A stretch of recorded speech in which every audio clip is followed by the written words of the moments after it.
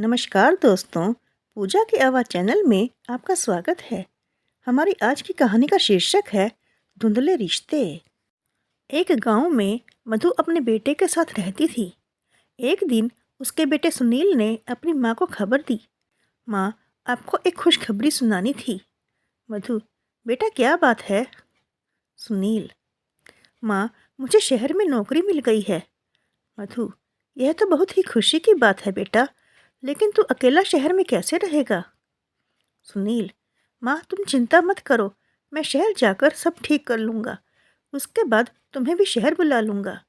यह सुनकर मधु उदास हो गई। मधु, बेटा तू मुझे छोड़कर चला जाएगा तो मैं किसके सहारे रहूँगी यहाँ?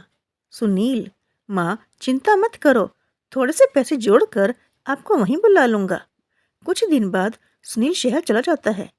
वहाँ वह नौकरी करने लगता है। हर सप्ताह वह माँ से मिलने गांव आता था और कुछ पैसे घर खर्च को दे जाता था। इसी तरह कुछ दिन बीत गए। एक दिन मधु के घर एक पति पत्नी आए। पति, बहन जी, हमने आपके लड़के को देखा है। हम अपनी बेटी आशा की शादी उससे करना चाहते हैं। पत्नी, बहन, हमारी बेटी बहुत सुंदर है और हम आपको बहुत सारा दहेज देंगे। हमारे पास बहुत पैसा है। मधु, बहन जी, पैसे और दहेज की बात ना कीजिए। हम दहेज नहीं लेंगे और आप तो इतने पैसे वाले हैं, लेकिन हम तो बहुत गरीब हैं। आपकी हमारी कैसे निभ पाएगी? यह सुनकर पति ने जवाब दिया। पति, बहन जी, आप चिंता मत करें। यहाँ आने से पहले हमने आपके बारे में सब पता कर लिया है। हमें आपका लड़का बहुत पसंद है। सुनील से बात करके दोनों लड़की देखने जाते हैं। लड़की उन्हें पसंद आ जाती है। इसके बाद दोनों की शादी हो जाती है। शादी के बाद आशा बहू बनकर घर में आ जाती है। कुछ दिन गांव में रहने के बाद सुनील अपने काम पर जाने लगता है। आशा, मैं इस गांव में नहीं रह सकती, मुझे भी शहर ले चलो। सुनील, तुम कुछ दिन माँ के साथ रहो, फिर मैं तुम दोनों को शहर ले जाऊंगा। आशा, मैं इस गरीबी में नहीं रह सकती। पता नहीं पापा ने क्या देखकर मेरी शादी यहाँ कर दी। या तो मुझे शहर ले चलो या फिर मैं पापा के घर जा रही हूँ। मधु, बेटा तू बहू को लेकर चला जा, मेरी चिंता मत कर। सुनील, नहीं माँ, ऐसा करते हैं, हम सब साथ में शहर चलते हैं। तीनों शहर में रहने लगते हैं। आशा का व्यवहार धीरे धीरे बदल जाता है। वह हर समय सास से छुटकारा पाने के बारे में सोचती थी। एक दिन मधु सुनील से बात कर रही थी, तभी वहाँ आशा आ जाती है। आशा, हाँ माँ जी, आप भड़का लीजिए इन्हें मेरे खिलाफ। जब से ये शहर में आए हैं, ना तो मुझे कहीं घुमाने ले गए हैं, ना ही मेरे साथ ढंग से बात करते हैं, और यह सब आपके कारण हो रहा है। सुनील, आशा, ये किस तरह बात कर रही हो तुम मेरी माँ से? क्या कमी रह गई है मेरे प्यार में? बस मैं केवल इसीलिए कहीं नहीं जा पाता क्योंकि मेरे पास टाइम नहीं है, वरना माँ तो हमेशा मुझसे तुम्हें कहीं ले जाने की बात करती हैं। इसीलिए मेरी माँ पर झूठे आरोप लगाना बंद करो।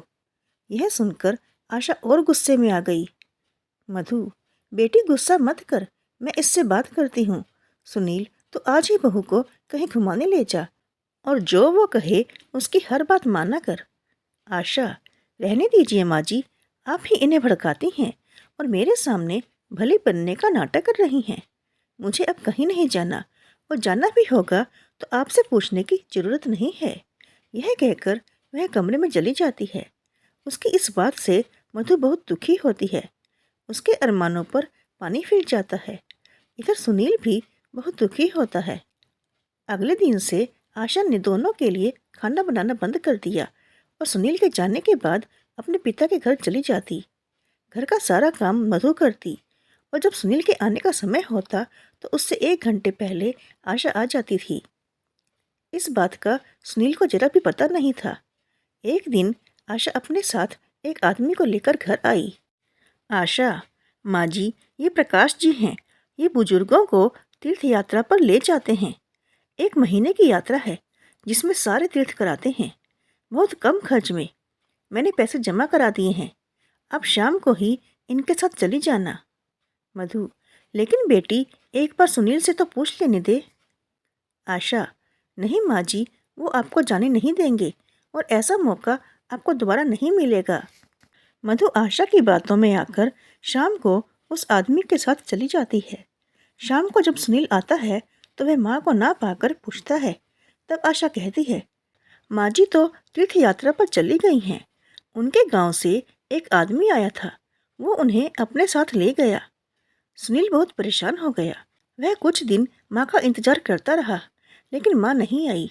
उसके बाद वह गांव गया माँ के बारे में पता करने, लेकिन माँ का कहीं भी पता नहीं चला। आशा अब बहुत खुश रहने लगी थी। उसके रास्ते का कांटा हमेशा के लिए निकल गया था। इधर वह आदमी मधु को बहुत दूर ले जाकर एक रेलवे स्टेशन पर बैठाकर चला जाता है।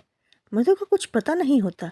जब वह सुबह देखती है तो वहाँ कोई नहीं था। मधु घबरा जाती है। वह रास्ता ढूंढने लगती है, लेकिन उसे कहीं कुछ समझ नहीं आता। इधर सुनील अपनी माँ के लिए बहुत परेशान रहने लगा। वह बीमार पड़ गया। आशा ने जब यह सब देखा तो एक दिन अपने पिताजी के पास गई।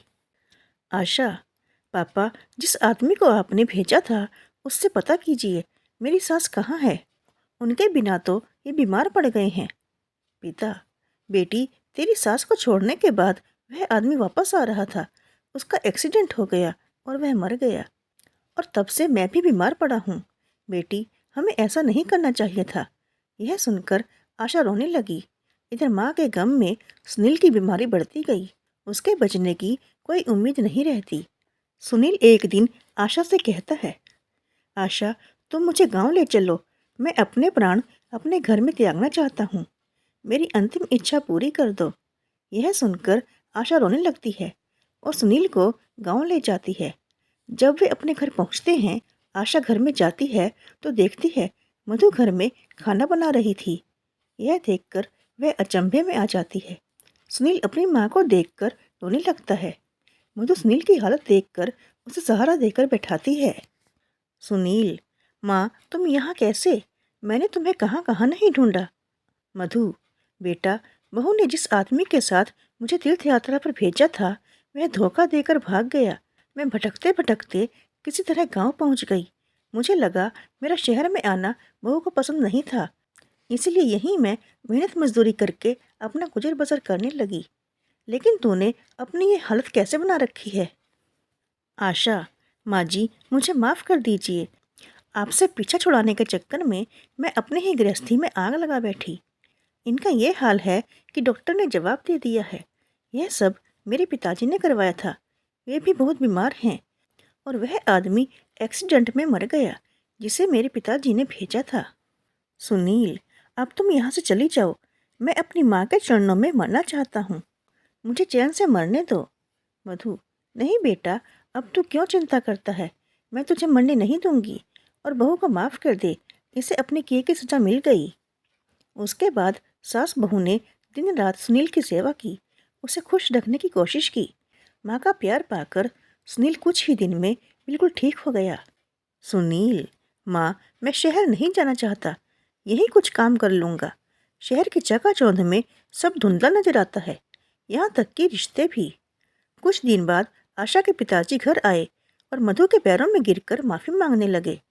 पिता, बहन जी, मैं अपनी बेटी को सुखी देखना चाहता था, लेकिन ये भूल गया एक माँ को उसके बेटे से अलग करके जो अपराध कर रहा हूँ उससे मेरी बेटी का संसार कभी सुखी नहीं रह सकता। मधु, मैंने आप सभी को माफ़ कर दिया। इसके बाद आशा बिल्कुल बदल गई। वह अपनी सास की सेवा करने लगी। सुनील उसके व्यवहार से बहुत खुश रहने लगा। तो दोस्तों, आपको यह कहानी कैसी लगी? उम्मीद है आपको ये कहानी ज़रूर पसंद आई होगी।